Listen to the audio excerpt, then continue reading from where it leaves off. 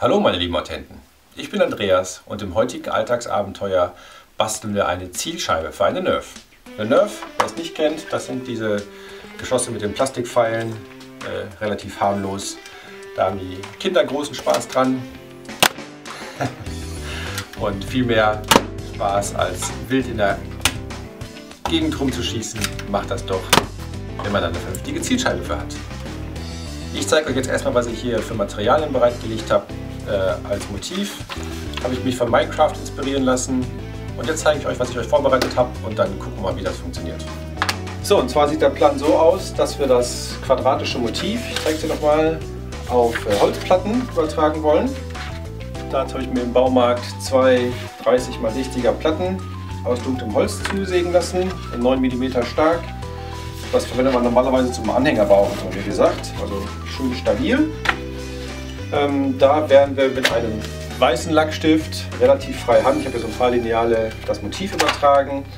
Dann müssen da natürlich Löcher rein, wo die Pfeile durch müssen. Dafür habe ich hier so runde Bohrschablonen in unterschiedlichen Durchmessern. Da bin ich mir noch nicht so ganz sicher, wie das klappt. Dann habe ich aber auch noch einen Fräsaufsatz für die Bohrmaschine und einen großen Holzbohrer. Das ist ein 10 mm Bohrer.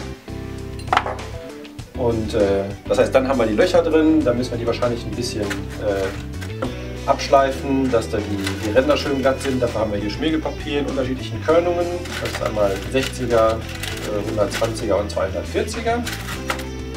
Dann soll hinter die Löcher irgendwas, um die Pfeile aufzufangen. Das heißt, dafür habe ich hier so Tankstoff in unterschiedlichen Farben. Da werden wir dann so eine Art Tüte rausbasteln, was da dahinter kommt. Dann haben wir noch einen Winkel, um die Bretter nachher auch zusammenzuschrauben. Und eine Aluschiene, die passt von der Größe her, ups, ich zeige es mal, genau hier auf die Kante drauf. Die müssen wir nachher zusägen. Die ist dafür gedacht, dass wenn man die Bretter auseinanderklappt, die quasi aufstecken kann, damit die nicht von selbst wieder zuklappen. So, und als erstes müssten wir jetzt mal beginnen, das Motiv auf das Holz zu übertragen. Ja, ich habe mir da jetzt nichts groß vorgenommen, das heißt, ich werde das einigermaßen frei Hand machen. Mal sehen, wie das wird. Ja, die Härte wäre natürlich, wenn der Edding jetzt hier nicht besonders weit reicht. Ich hoffe, ich schaffe damit alle Figuren. Mit dem Lineal ist der Plan, ich werde das nicht so rumhalten, wie man normalerweise ein Lineal hält, sondern so rum, damit der Lack nicht durch das aufliegende Lineal verschmiert wird. Das ist immer so leicht abgeschrägt an den Ecken, von daher hoffe ich, dass wenn ich den Stift daran entlang ziehe, ich zwar eine gerade Linie bekommen werde, diese dann aber, ist noch ein bisschen feucht, nicht verschmiert. Ja, ich würde sagen, da habe ich mir ja was vorgenommen. Ich habe jetzt doch so gemacht, dass ich die Vorlage in 10 x 10 Quadrate unterteilt habe, einfach eine grobe Orientierung zu haben. Und ich denke mal, wenn die ersten Strukturen hier auf dem Brett sind, dann wird das Ganze auch ein bisschen einfacher. Ich habe mir jetzt, so, das heißt der Spinnenkopf, die untere Ecke, die wird dann in dem Quadrat irgendwo hier anfangen.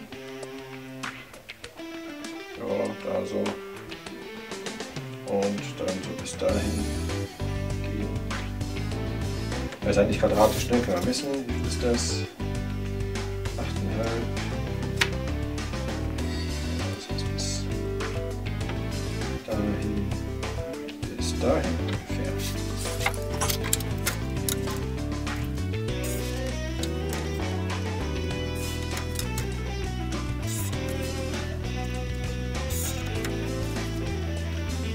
So, dann haben wir von da aus die Spinnenbeine. Die gehen dann, naja, also von der Mitte aus hier.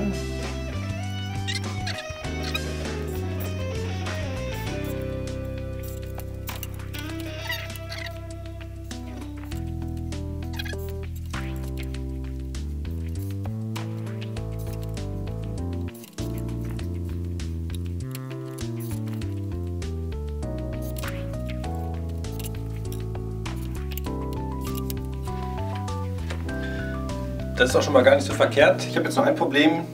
Ich will da gar keine Löcher reinmachen für die Zielscheibe nachher. Was machen wir denn da jetzt? Da machen wir mit dem Popo weiter.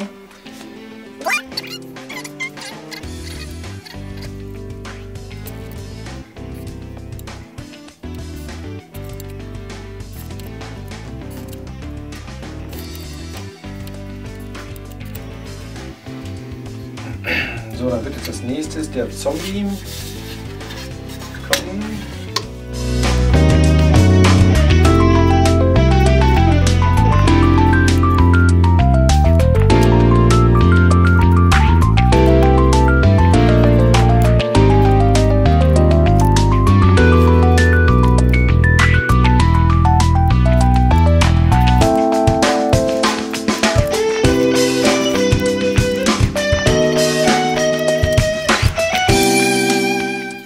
Ich komme mal hier runter. Also wenn ich das so zeichne, ich versuche mich oft an schon bestehenden Sachen zu orientieren. Ne? Zum Beispiel bei dem Arm hatte ich geguckt, okay, wie weit ragt der zu dem Spinnenkopf, wie schräg steht der, woran kann ich mich da orientieren. Ja, der Ansatz ist ungefähr da, wo der Arm auf der anderen Seite ist und so bastle ich mir das dann da zusammen, ohne immer alles genau abmessen zu müssen.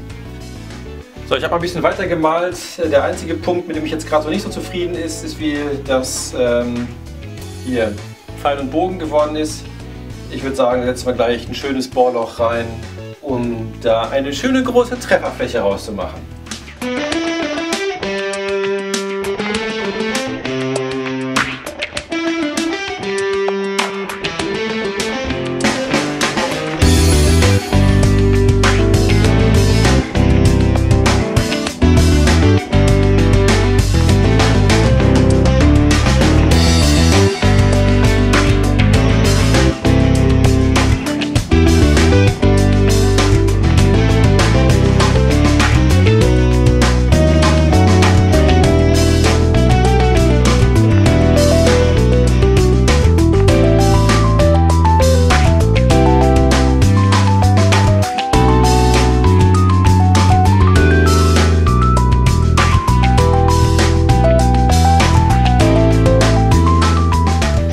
Das Gemalte ist dann jetzt soweit fertig. Das ist, glaube ich, ganz okay geworden.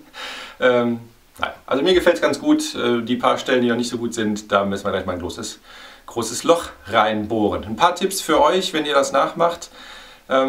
Was ganz gut ist, wenn man weiß, wie man perspektivisch zeichnen kann. Das heißt, welche Linien sind parallel, was sind Fluchtpunkte etc. Wenn man das relativ gut kann, dann reichen, glaube ich, relativ wenig Hilfslinien. Ich hatte mir ja hier auf der Vorlage die in 6×6 Quadrate unterteilt. Das hier, jedes Quadrat unterspricht auf meinem Brett, das ist 60×60 cm, entspricht das 10×10. Wenn ihr das entsprechend kleiner macht, dann habt ihr natürlich entsprechend kleinere Quadrate und mehr Hilfen bei der Übertragung des Ganzen auf das Brett. Ich habe es zum Teil auch so gemacht, zum Beispiel als ich den Drachen gezeichnet habe, ich mir gedacht, okay, ich habe mir eine Kante eine Ecke von dem Kopf gesucht und ich hatte ja zum Beispiel hier schon den Enderman gezeichnet. Da habe ich gesagt, okay, der ist ungefähr auf der Höhe hier des Kopfes vom Enderman und hier ein bisschen über dem Creeper, also fängt das da an und habe mir dann so relativ zueinander die Figuren zusammengebastelt. So, der nächste Schritt ist, dass wir jetzt die Löcher da reinkriegen müssen für die Trefferzonen. Dazu habe ich mir unterschiedliche Dinge überlegt. Und zwar haben wir einmal diese runden Bohrschablonen. Ja, die funktionieren so, dass man hier so was Rundes hat, was man hier einstecken kann. So ein bisschen aufpassen, dass man sich da nicht in die Finger schneidet. Und dann kommt da ein Holzbohrer durch, den muss man noch festmachen als Führung, und das Ganze kommt dann noch vorne in die Bohrmaschine und dann kann man damit einen runden Ausschnitt sägen. Ist eigentlich für Ausschnitte in Tischplatten oder wenn man Steckdosen in Rigipswände setzt, dass man da entsprechend die Löcher reinbohren kann, aber tut es für unsere Zwecke auch ganz gut. Immer wenn man ein rundes Loch braucht, dann sind diese Dinger ganz gut. Ansonsten für kleinere Löcher, ich weiß nicht, ob ich wirklich so ein kleines Loch machen sollte wie dieses hier. Das ist 1 cm Durchmesser im Prinzip. Passt da so ein Nerf-Fall durch. Ups, ich habe hier die Kanone noch. Oder? Ne, tut er gar nicht. Das heißt, der Nerf-Pfeil ist ein bisschen größer als 10 mm. Das heißt, das wäre ziemlich fies, wenn wir ein 10 mm Loch machen. Aber vielleicht machen wir auch ganz kleine. Das ist dann halt ein Zufallstreffer, wenn das mal klappt. Oder wir haben hier noch so eine kleine Fräse, da kann man noch Sachen ausfräsen. Was ich mir zum Beispiel überlegt habe, ich habe ja lila Stoff, dass man so die Augen von dem Enderman lila machen könnte, vielleicht als Trefferzone. Da haben wir noch ein bisschen was Farbiges da drin. Ja, das machen wir jetzt und dann gucken wir mal, wie das funktioniert. So, ich habe mir jetzt hier den Block vom Enderman als erstes Ziel ausgesucht und da werden wir jetzt mal versuchen, ein großes Loch reinzubohren. So, ich habe mir hier den Bohraufsatz schon drauf gemacht. Da ist jetzt aber eine Metallbohrspitze vorne drauf. Ich werde versuchen, das damit jetzt anzuritzen, damit ich sehe, wo ich eventuell ein Holzloch reinbohren muss. Das heißt, wir setzen das jetzt hier so mittig auf und denken uns, okay, wenn da ein Loch wäre, das könnte dann gut aussehen.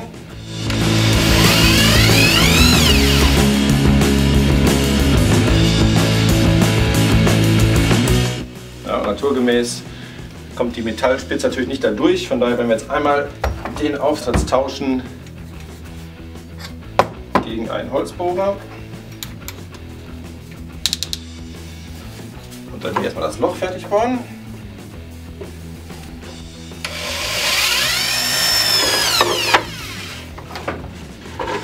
Jetzt können wir mit dem anderen Aufsatz das große Loch.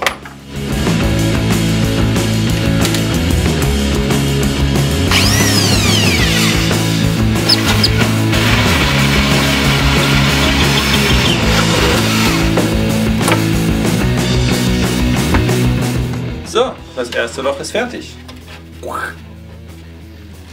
Ja, das ging doch ganz gut. Die Kante hier vorne ist nicht ganz so schön, aber ich wollte gerade sagen, war noch besser auf der Rückseite, das stimmt aber fast gar nicht. Dann probieren wir das nächste Loch mal von der Rückseite.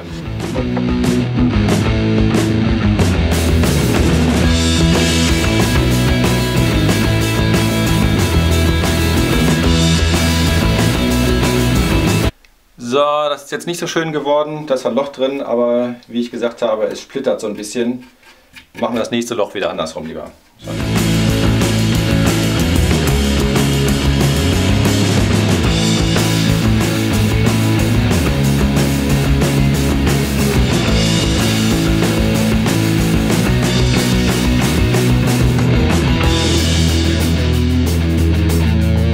Das sieht doch schon gar nicht so verkehrt aus. Jetzt müssen wir ein bisschen die Bohrlöcher ein bisschen mit Schmirgelpapier bearbeiten.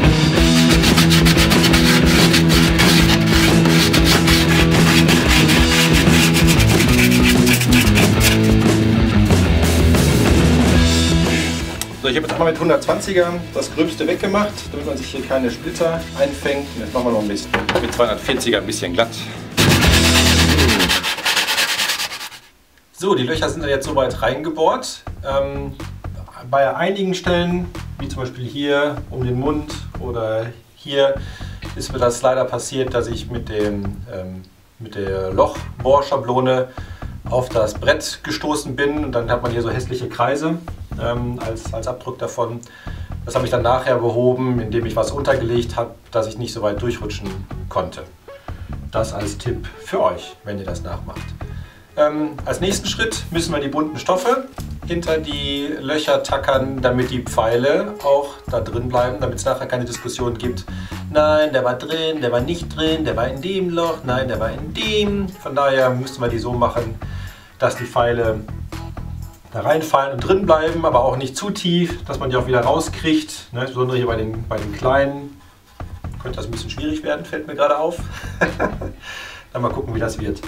Und ja, wir haben so ein paar Farben, dass wir die Farben auch ein bisschen so an die Monster anpassen können. Ne? Der Creeper wird zum Beispiel grün. Naja, der Rest ergibt sich dann gleich. Ich habe mir hier ein Wasserglas mitgenommen, was ich von unten durch die Gläser, durch die Löcher drücke. Das hier ist jetzt die Hose vom Zombie. Die werden wir blau machen. Und dann werden wir uns jetzt ein Stück von dem blauen Stoff nehmen. Ich hoffe, ich habe genug. Das sieht gut aus. Und das abschneiden und dann einfach daran festtackern.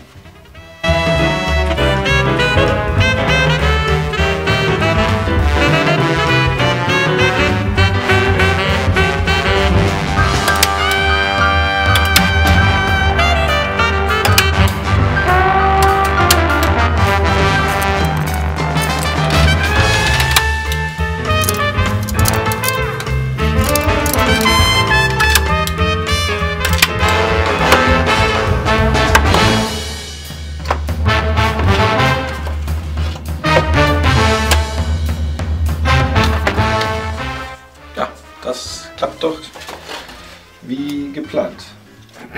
Nachdem ich jetzt das 2-3 Mal mit dem Glas unten drunter gemacht habe, habe ich jetzt aber auch noch eine Technik angewöhnt, wie das ein bisschen schneller geht und noch einfacher. Und die zeige ich euch jetzt mal. Also hier erstmal den Stoff wieder ungefähr quadratisch zuschneiden. Am besten macht man das, indem man ein Dreieck macht und das dann hier abschneidet. Im Idealfall ohne den Stoff darunter mit durchzuschneiden, den man schon angetackert hat. Ja, jetzt nimmt man sich hier die Hälften. Wichtig ist die glatte Seite nach unten, damit der Pfeil eben auch schön durchrutscht. Jetzt nimmt man die Mitte, dann machen wir hier auf der Seite. Schlägt den Stoff einmal so um, damit es ein bisschen besser hält und eine saubere Kante gibt, und tackert das hier auf der rechten Seite des Loches fest. Ein bisschen fühlen, wo das Loch ist. Da. Na, und das machen wir jetzt einmal auf allen 4 Seiten.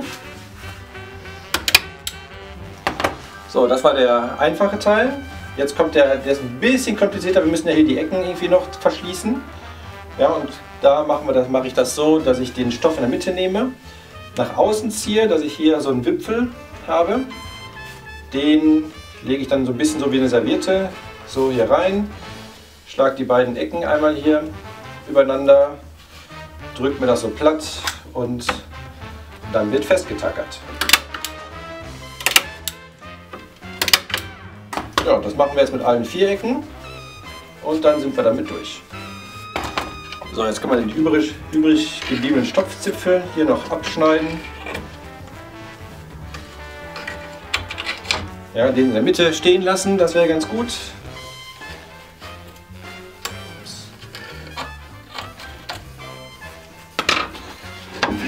Ja, und dann ist das Loch hier soweit fertig.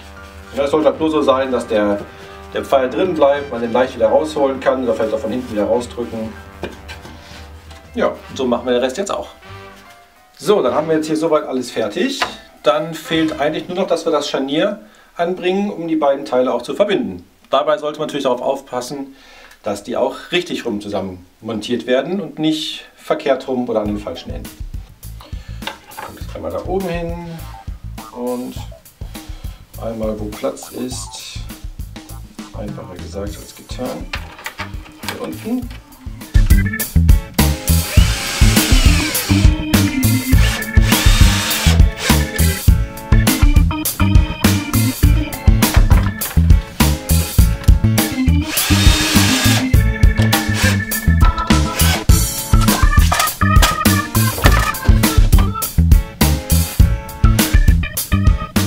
Das ist also die fertige Nerf-Zielscheibe. Was jetzt noch aussteht, ist der Praxistest.